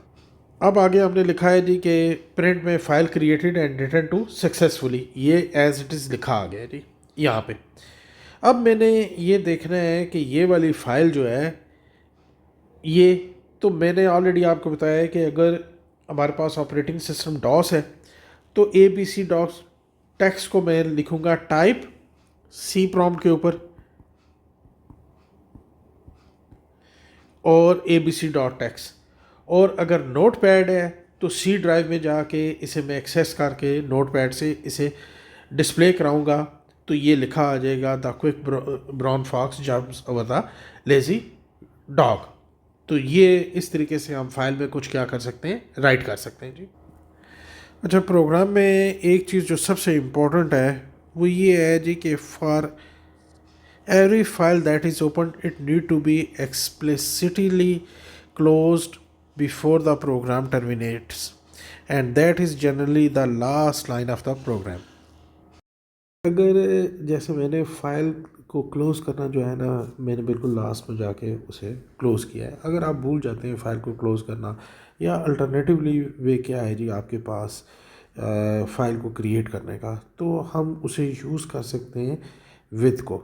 सेम विद उसी तरीके से ओपन टेक्स्ट फाइल, और हमने उसमें क्या करना है, रीड करना है, राइट करना है, तो हम इस फाइल को राइट करा सकते. अच्छा, जैसे मैंने क्लोज़ बिल्कुल लास्ट में आके फ़ाइल को क्लोज़ किया है और उसे सेंटेंस लिखा है, और आप जो है ना क्लोज़ का वर्ड लिखना जो है ना फ़ाइल में भूल जाते हैं या आप उसे यूज़ नहीं करना चाहते हैं, तो फिर अल्टरनेटिवली हमारे पास क्या है जी, हम कैसे कौन सी कमांड को यूज़ करके कर सकते हैं जिससे क्लोज़ फाइल को करना हम मत करें जी, क्या उसे कहते हैं। अच्छा, प्रोग्राम को हम एक और तरीके से देखते हैं कि अगर फाइल में हम जो है क्लोज वाला वर्ड है जी, इस सेंटेंस को यूज़ नहीं करना चाहते हैं, तो फिर हम क्या करेंगे। Alternatively as shown in figure 3.12 we can use the with keyword. तो विद के कीवर्ड के साथ हमने इस्तेमाल करना है। विद का कीवर्ड हमें क्या बेनिफिट दे रहा है वो हम देख लेते हैं जी। The benefit of using with keyword for opening file is that the file does not need to be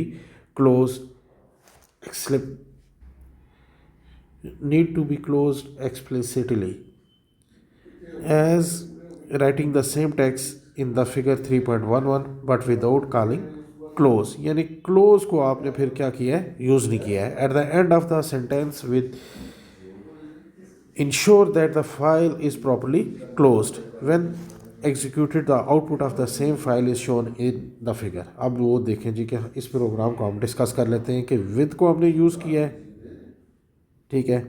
open as it is text file abc.txt, और कौन सी मोड में हमने इसे ओपन किया है, राइट मोड में। और हम इसमें लिख लेते हैं जी, क्या उसे कहते हैं कि राइट मोड में लिखने के बाद एज अ फाइल। अब एज अ फाइल जो है ये हमने लिखा है कि ये क्या है, हमारे पास ऑब्जेक्ट है जी। अब ऑब्जेक्ट क्या करेगा, राइट करेगा। क्या राइट करेगा, जो सेंटेंस हम उसे बताएंगे, जो कुछ भी हमने कोटेशंस में उसे बताना है एज इट इज़ इसने क्या कर देना है, इसे राइट कर देना। नेक्स्ट लाइन पे हमने लिखा है जी print file created and return to successfully. तो ये आउटपुट हमें मिल जाएगी जी। नेक्स्ट है जी फाइल को रीड करना। तो इसे चेक करने के लिए कि ये डाटा जो है फाइल के अंदर इंटर हुआ है या कि नहीं हुआ है, एक तो मैंने डॉस प्रॉम्प्ट का आपको बताया था, दूसरा मैंने कहा था कि नोटपैड पे को यूज़ करते हुए आपने विंडोज़ के अंदर ये इसकी लोकेशन को एक्सेस करते हुए abc.txt को जैसे ही आप क्लिक करेंगे तो the quick brown fox jumps over the lazy dog या जो भी आपने इसमें जो है टेक्स्ट लिखा होगा वो शो कर देगा जी। अच्छा, इस चीज़ को चेक करना जी कि अब फाइल के अंदर ये टेक्स्ट लिखा गया है या कि नहीं है। ऑलरेडी मैंने आपको बताया जी कि डॉस मोड में आप जो है ना सी प्रॉम्प्ट के ऊपर टाइप फाइल नेम वो लिखेंगे apc.txt, और विंडोज़ में आप जो है ना नोटपैड में जाने के बाद जहाँ पे आपको ये फ़ाइल मिलेगी apc.txt, जस्ट आपने 2 टाइम क्लिक करना है तो वो उसके कंटेंट्स को शो कर देंगे जी। और राइट की जगह अगर अपेंड मोड आप कर देंगे तो ये फ़ाइल हर दफ़ा राइट मोड में क्रिएट होती है, ओवर राइट लिखी जाती है। तो अपेंड मोड में ये होगा कि जो आपने लाइन लिखी होगी वो भी रहेगी, और उसके बाद जो कुछ आप फाइल में राइट कराएंगे वो उसके एंड में जाके लिखा जाएगा जी। तो ये अपेंड मोड को आप यूज़ कर सकते हैं जी। नेक्स्ट है जी हमारे पास reading existing file.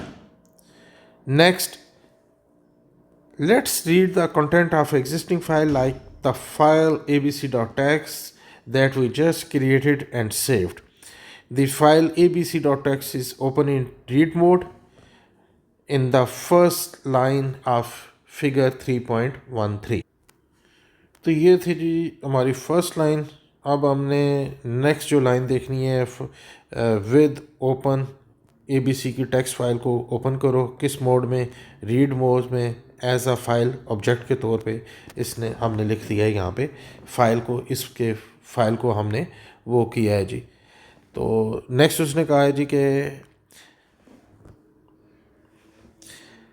as can be seen in line 2, using a for loop, the whole file is read character by character and printed on the screen without adding a new line after each character. Lastly, a confirmation message is displayed on the line 4 that the file is successfully read as shown in the output। अब ये एक और मैंने लिखा है जी कि just sentence लिखा है समझाने के लिए आपको कि ये file is equal to open data dot T X, और मैंने कौन सी मोड में इसमें किया है, रीड मोड में। तो ये फ़ाइल का नेम हो गया, ये इसकी क्या होगी है, रीड मोड होगी है जी। अब जब कंप्लीट फ़ाइल को हमने एक साथ रीड करना है तो हमने क्या किया है जी कि ये फाइल ऑब्जेक्ट डॉट रीड, ठीक है, ये रीड का फंक्शन क्या करेगा कि ये तमाम कंटेंट को, इस फ़ाइल के अंदर जो कुछ भी है इस तमाम चीज़ों को उठाने के बाद वो कहाँ पे मूव कर देगा, कंटेंट को, और कंटेंट को हमने प्रिंट करा दिया है। जो कुछ फ़ाइल के अंदर लिखा होगा वो सारा कुछ वो ले आएगा और उसे क्या कर देगा, डिस्प्ले कर देगा। और फाइल क्लोज से हमने क्या कर दिया है, फ़ाइल को क्लोज़ कर दिया है। इसका इस्तेमाल कब किया जाता है कि जब फ़ाइल छोटी हो, मुकम्मल डाटा एक साथ चाहिए, लेकिन बड़ी फ़ाइल में मेमोरी ज़्यादा इस्तेमाल होती है। ये इसका क्या है जी, एक हमें डिसएडवांटेज है। अब फाइल को जो है ना हमने लाइन वाइज जो है ना वो रीड कराना है, वो भी हम कर सकते हैं, वो भी मैं आपको प्रोग्राम बना के उसके कंटेंट भी बताता हूँ जी। अब जी लाइन बाय लाइन पढ़ने के लिए हमने क्या किया है कि रीड का हमने कहा है जी क्या करे कि लाइन को रीड करे, फाइल ऑब्जेक्ट में जाने के बाद लाइन में वो स्टोर कर देगा। प्रिंट हमने क्या किया है, लाइन को प्रिंट करा दिया है और फिर फाइल को क्या कर दिया है, क्लोज़ कर दिया है। तो ये हमारे पास क्या था जी, क्या उसे कहते हैं कि सिंपल फाइल को हमने रीड करना है, क्या उसे कहते हैं, तो उसके बाद लाइन बाय लाइन करना है। तो उसके लिए हमने ये लिखी हैं जी, क्या उसे कहते हैं, कन्वर्ट किया है इसे जी, ठीक है। चलें नेक्स्ट अब हम देखते हैं जी। अब विथ के साथ भी हम इसे यूज़ कर सकते हैं जी, जो कि रिकमेंडेड है। और विथ को क्यों हम इस्तेमाल करते हैं, ऑलरेडी मैं आपको ओपन मोड के साथ बड़ी डिटेल के साथ इसे बता चुका हूँ जी। कि फ़ायदा क्या है, फ़ाइल ख़ुद ब खुद बंद हो जाती है, ज़्यादा महफूज और साफ को सेफ कोड है हमारे पास। ये ओपन करेगा, कौन सी फ़ाइल को ओपन करेगा, ओपन डॉट टेक्स्ट को किस मोड में ओपन करेगा, रीड वाली मोड में ओपन करेगा जी, as a file object file को। फिर ऑब्जेक्ट फ़ाइल में से वो रीड करने के बाद कहाँ पे वो स्टोर करेगा, डाटा में, और प्रिंट हमने क्या कर दिया है, डाटा को। तो इस तरीके से फ़ाइल हमारी क्या हो जाएगी, रीड हो जाएगी। नेक्स्ट जी हमारे पास GUI in Python. Graphic user interface improves the usability and accessibility of application as compared to command line interface system which requires user to write commands. अब आपको पहले पता होना चाहिए कि कमांड लाइन क्या है और GUI क्या है। देखें, अगर मैं लिखता हूँ यहाँ पे C प्रॉम्प्ट, और यहाँ पे मैं कोई चीज़ जो है ना वो लिखता हूँ C के ऊपर, मैं लिखता हूँ टाइप और फाइल का नेम लिख देता हूँ abc.txt, ठीक है, ये फाइल की एक्सटेंशन है। तो ये मैंने क्या यूज़र किया है, कमांड लाइन।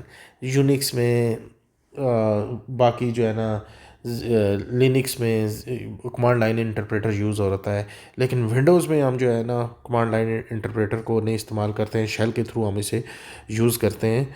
हम यहाँ पे GUI को यूज़ करते हैं। GUI का क्या मतलब है, graphic user interface. Graphic user interface आपका क्या होता है कि आपने कमांड्स को क्लिक करना है बाय यूजिंग बटन्स। जैसे ही आप विंडोज़ में इंटर होते हैं तो आपको जो डिफरेंट आइकन्स वगैरह नज़र आते हैं, ये विंडोज़ का GUI है। तो इसी GUI को हमने पाइथन में डिस्कस करना है आज के लेक्चर में।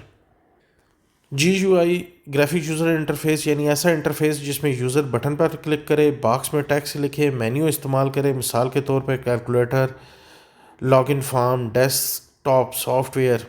तो ये हम जो है ना कहेंगे कि ये क्या है जी, GUI की एग्जांपल्स हैं जी। इन GUI through components like menus, text fields, buttons etc user may interact with the program more smoothly. Python provides a library for developing GUI and games, namely Thinker. ये दो तरह की प्रोनाउंसिएशन है, ठीक है, इंटर भी कहते हैं, थिंकर भी कहते हैं इसे जी। To handle common task like user input, the steps to be taken when a button is clicked. अब वो कहते हैं जी कि हमारे पास GUI में को यूज़ करने के लिए पाइथन में ऑलरेडी एक लाइब्रेरी बिल्ट है जिसे थिंकर कहते हैं जी हम।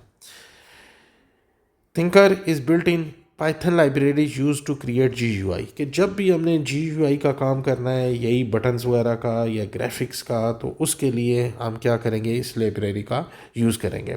It allows programmers to create interactive applications component like desktop applications including word processor, media players and basic utilities where all their interfaces can be made with Tinker. अब वो कहता है जी कि टिंकर को यूज़ करते हुए अगर हमने वर्ड प्रोसेसर या मीडिया से रिलेटेड या इस तरह की कहीं पे कोई काम करना है तो वो हम इस लाइब्रेरी को यूज़ करेंगे. Tinker also can be used for creating 2D games with simple graphics. Games को क्रिएट करना है तो उसके लिए भी हम इसी लाइब्रेरी का यूज़ करेंगे. The basic component of interface are called widgets, which includes click boxes, buttons, labels and text boxes. We can organize and modify widgets to make the layout of desired. क्या है जी कि label बनाना है, कोई text box बनाना है, buttons बनाना है तो उसके लिए हम क्या यूज़ करेंगे, विजेट्स को. और tinker is also use for event handling like mouse click. Mouse को क्लिक किया है, अब उसके अगेंस्ट जो इवेंट जनरेट होगा उसके लिए भी आप क्या यूज़ कर सकेंगे, इस लाइब्रेरी को. की प्रेस एंड विंडोज़ रीसाइजिंग कि ये वाली वो एप्लीकेशंस हैं जो कि हम इसमें क्या कर सकते हैं, इस्तेमाल कर सकते हैं जी.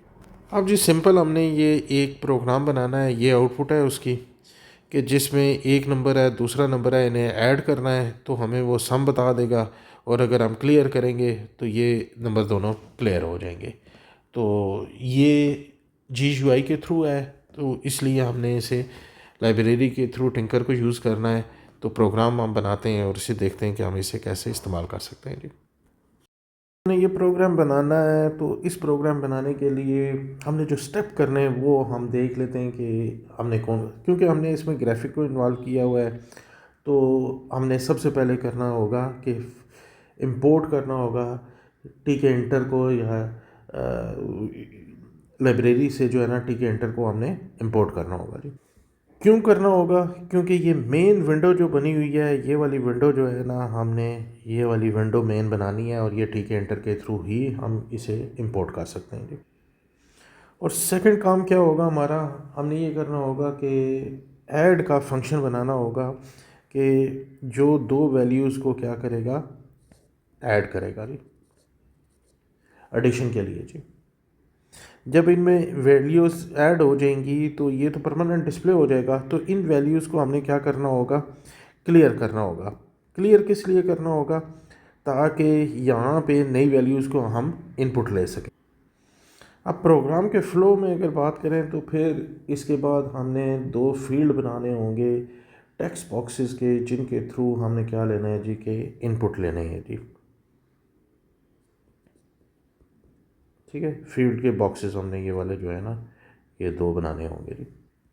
नेक्स्ट हमारा ऐड का बटन बनेगा और लास्ट में हमने क्या कर देना है कि GUI को क्या कर देना है, रन कर देना है. इस इंटरफेस को जो है ना हम क्या कर देंगे, रन कर देंगे. तो ये हमारे जो है ना कुछ स्टेप बनेंगे जिनके मुताबिक हमने प्रोग्राम का फ़्लो करना है. तो अब हम प्रोग्राम को वो करते हैं जी, थोड़ा सा चेक करते हैं कि कैसे हमने इसे लिखना है.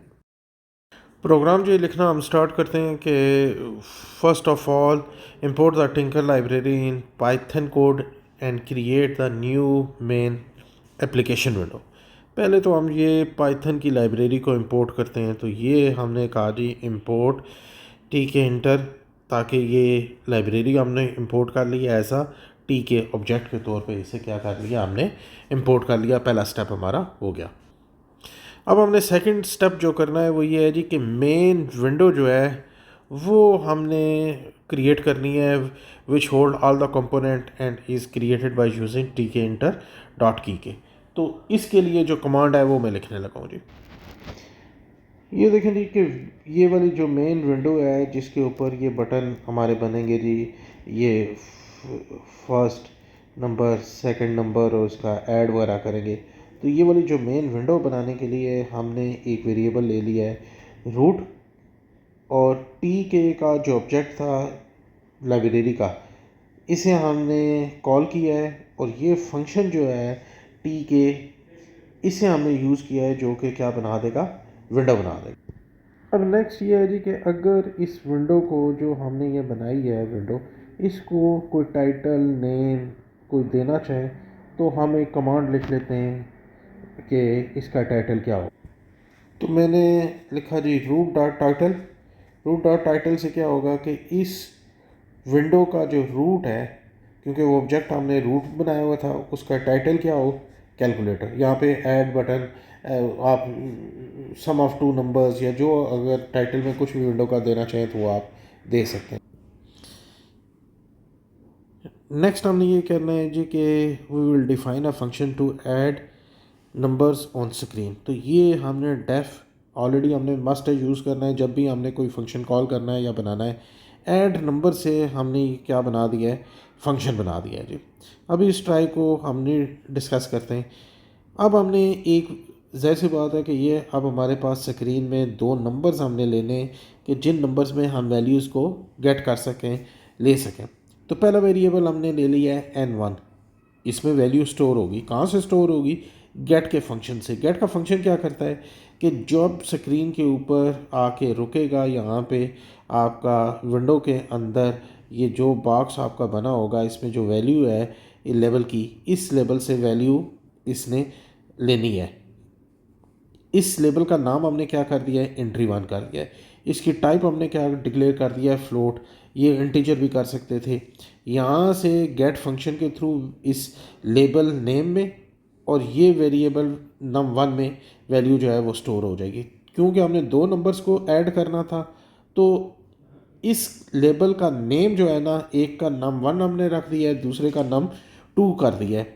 इनकी वैल्यू आ जाएगी नम वन में, इसकी वैल्यू आ जाएगी नम टू में। नेक्स्ट हमारे पास है जी कि हमने इन दोनों जो हमारे पास ये लेबल्स आए, इनके अंदर जो वैल्यूज़ आई हैं, इन्हें हमने क्या करना है, ऐड करना है। तो ऐड करने के लिए हमने क्या करना है, num one plus num two. ठीक है, टाइप हमने क्या कर दिया है, इंटीजर के। दोनों को वो क्या कर दे, इंटीजर वो कर दे। अब जब आपने लेबल को कॉन्फ़िगर करना है, हमने इसकी वैल्यू प्रॉपर्टीज़ को चेंज करना हो, तो हमने पहला तो ये है जी कि रिज़ल्ट लेबल के नाम से वेरिएबल है, कॉन्फ़िगर करना है इसका वैल्यूज़ को, इसकी प्रॉपर्टीज़ को चेंज किया है। टेक्स्ट से क्या होगा, ये एज इट इज़ ये लिखेगा सम, कि इसने ये सम किया है किसका। आगे टाइप्स हमने बता दिए कि दो इंटीजर वैल्यू है, नम वन और नम टू। ये इनमें जो वैल्यूज़ आई हुई हैं नम वन में नम टू में, इन दोनों को ऐड करके रिज़ल्ट लेबल के नाम से जो हमने ये वेरिएबल है, यहाँ पे इसने इसकी वैल्यू को क्या कर देना है, स्टोर कर देना। ये जो कॉन्फ़िगरेशन का फंक्शन है, ये ऑलरेडी मैं आपको बता चुका हूँ जी कि लेबल है, बटन है, इसकी प्रॉपर्टीज़ को चेंज करना है तो आप कॉन्फ़िग का फंक्शन यूज़ करेंगे, जो कि क्या करेगा, इसकी प्रॉपर्टीज़ को चेंज करेगा, नम वन और नम टू को दोनों को क्या कर देगा, ऐड कर देगा। तो हम कहेंगे कि we take in the user input, we take in the user input into the first and second boxes using get function।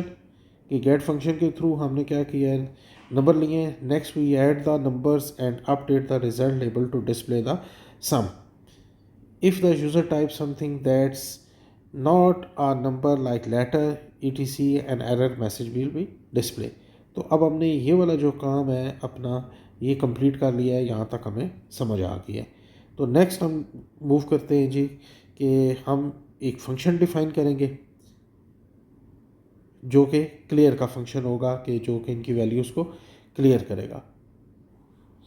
अच्छा, अब हम डिस्कस करते हैं इस ट्राई को। तो ट्राई को हम यूज़ क्यों करते होते हैं जी कि आया ये काम अगर सही हो रहा है तो फिर तो ये है जी कि इसे यूज़ करें, एल्स की शेप में क्या कर दे, ये वाला एरर दे दे।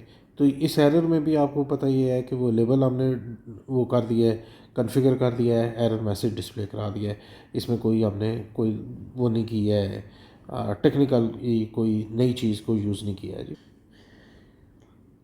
अब लेबल को और टेक्स्ट बॉक्सेस को क्लियर करने के लिए हम क्या यूज़ कर रहे हैं, ये क्लियर वाला फंक्शन हमने बनाना है जी। तो क्लियर वाला फंक्शन ऑलरेडी, क्योंकि ये फंक्शन है, हमने डिफ़ाइन कर दिया है इसे, डिफ़ाइन क्लियर फील्ड्स। तो ये फंक्शन का नाम आप कोई भी रख सकते हैं, ऑलरेडी आपको बताया जा चुका है। अब देखें, क्लियर करने के लिए ये जो हमने वैल्यू स्टोर कराई थी, ये हमने लेबल में एंट्री वन में की थी। तो हमने डिलीट भी एंट्री वन को करना है, इस फील्ड को करना है। डिलीट का फंक्शन हमने यूज़ किया है कि ज़ीरो करेक्टर से ले के टी के डॉट एंड तक, यानी इसके अंदर जो कुछ है सब को क्या कर दे, वो डिलीट कर दे। सेम हमने एंट्री 2 पे भी यही अप्लाई करना है कि जो हमारा दूसरा वो बॉक्स है जिसमें सेकंड एंट्री हमने ली थी, उसके अंदर भी जो कुछ पड़ा हुआ है सबको वो क्या कर दे, डिलीट कर दे। जब कौन सा फंक्शन आप कॉल करें, क्लियर वाला फंक्शन कॉल करें। रिज़ल्ट लेबल वाले को भी, क्योंकि उसमें रिज़ल्ट है, उसे भी एज़ इट इज़ जो है ना हमने कॉन्फ़िगर किया है जी। और टेक्स्ट में जो कुछ डिस्प्ले कराना है हमने एज़ इट इज़ वहाँ पे लिख लिया है कि वो अब ये वाला रिज़ल्ट लेबल में डिस्प्ले कर देगा जी। To clear the content of first text entry box we use the delete command. Already मैंने आपको जो है ना डिफ़ाइन कर दिया है जी। Starting at the position 0 and going all the way to the end. Next we do the same thing for the second text entry box, clearing its text as well. Finally we reset the result label to default message by configuring its text to result will be displayed here. तो ये हमने discuss कर लिया कि इन commands का मतलब क्या था जी। अच्छा, ये जो मेन विंडो है ऑलरेडी हम पहले वहाँ पे वो कर चुके हैं, इसे वहाँ पे भी कर सकते हैं और प्रोग्राम के इस हिस्से में भी हम जो है ना विंडो को डिफ़ाइन कर सकते हैं जी। तो ये टाइटल मैंने कैलकुलेटर लिख दिया था यहाँ पे, आप इसकी जगह कुछ भी लिख सकते हैं। और रूट डॉट टी के ऑलरेडी मैंने बताया था कि ये फंक्शन है जो कि ये वाली मेन विंडो को क्रिएट करेगा जी।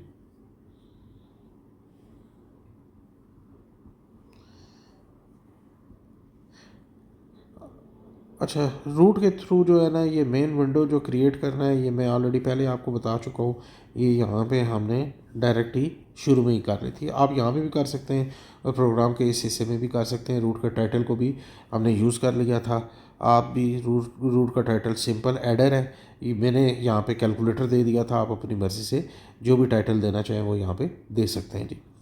नेक्स्ट हमारे पास जो स्टेप है वो ये है जी कि हमने इनपुट फील्ड्स को करना है, या हम इसे ये कह सकते हैं कि जो टेक्स्ट बॉक्स है हमारे पास जिसमें हमने इनपुट लेना है जी, क्या उसे कहते हैं टेक्स्ट बॉक्सेस में, तो वो इनपुट फील्ड्स ही हम उन्हें कहेंगे कि ये हमने कैसे बनाना है, इसके ऊपर हम डिस्कस करते हैं। ऊपर हमने टेक्स्ट बॉक्सेस का नाम जो है ना वो रखे हुए हैं जी एंट्री 1।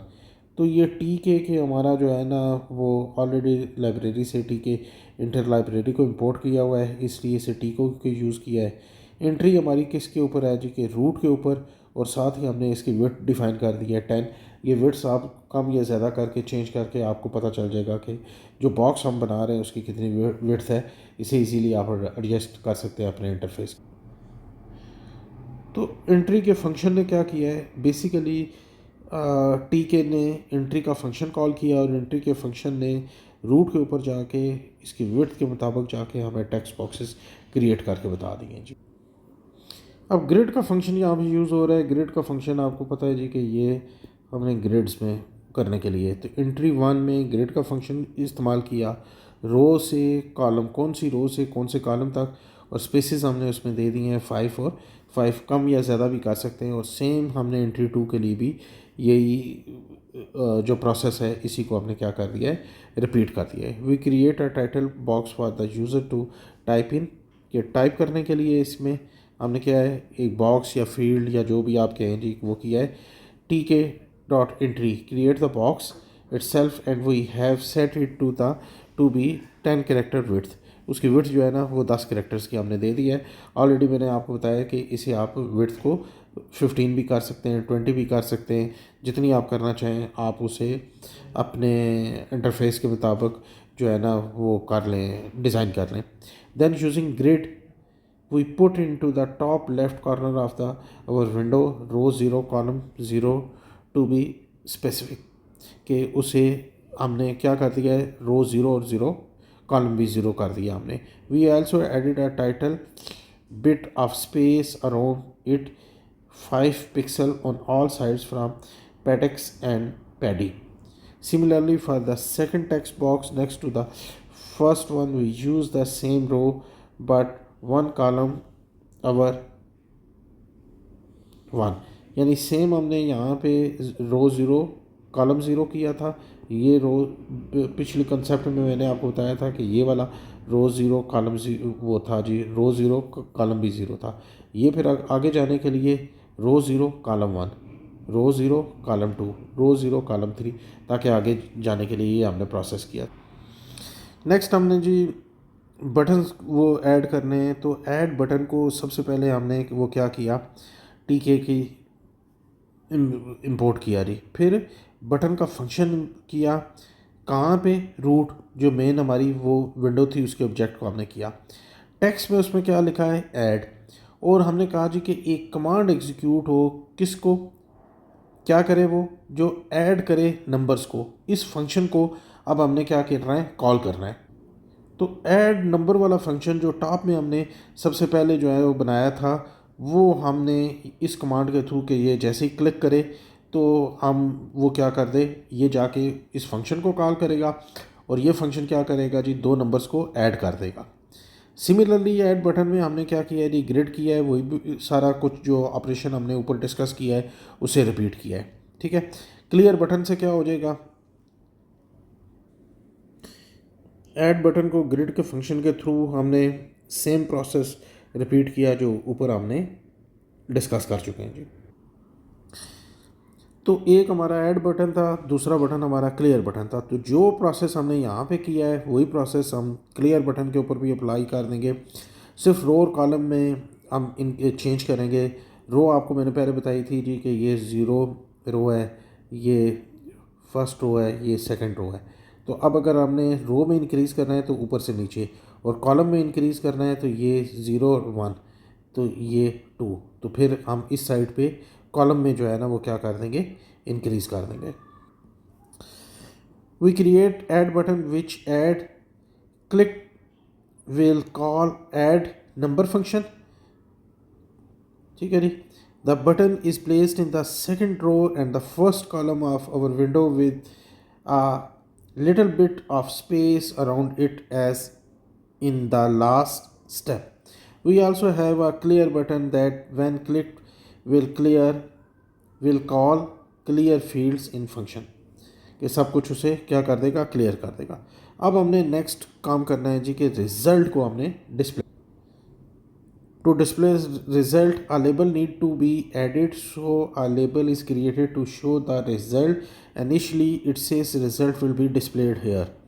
टी के लेबल आपने है क्रिएट किया है, रूट को वो करेगा, एक्सेस करेगा, और वहाँ पे क्या मैसेज होगा कि result will be displayed here. The label is positioned on the grid in the row two, grid है, फंक्शन कॉल करेगा किस रो पे, किस कॉलम के ऊपर, कितनी स्पेसेस वगैरह के साथ। तो इस प्रोसेस के थ्रू हमने क्या कर दिया है जी कि ये रिज़ल्ट वाला जो लेबल है इसे हमने क्रिएट कर लिया। और लास्ट में हम क्या करेंगे जी कि we run the GUI in continuous manner without it the window will just flash and disappear. तो हमने क्या कर दिया, इसे रन करके देख लिया कि ये हमें जो शुरू में हमने बताई थी कि दो नंबर को हम इनपुट करेंगे, उन्हें ऐड कर रहा है या कि नहीं कर रहा है जी। तो ये हमारा था पूरा का पूरा प्रोग्राम जो हमने डिस्कस किया है जी, दो नंबर्स को ऐड करने का। अब जब इस प्रोग्राम को हम रन करेंगे तो सपोज करेंगे कि यहाँ पे भी 5 इंटर किया, 5 इंटर किया तो 10 हमें, जब ऐड कोई बटन को क्लिक करेंगे तो ये 10 हमें दे देगा, और जब क्लियर वाला बटन करेंगे तो ये 10 वगैरह क्या हो जाएगा, इरेज हो जाएगा दोबारा। इस तरीके से ये हमारा प्रोग्राम जो है वो कंप्लीट हो गया है।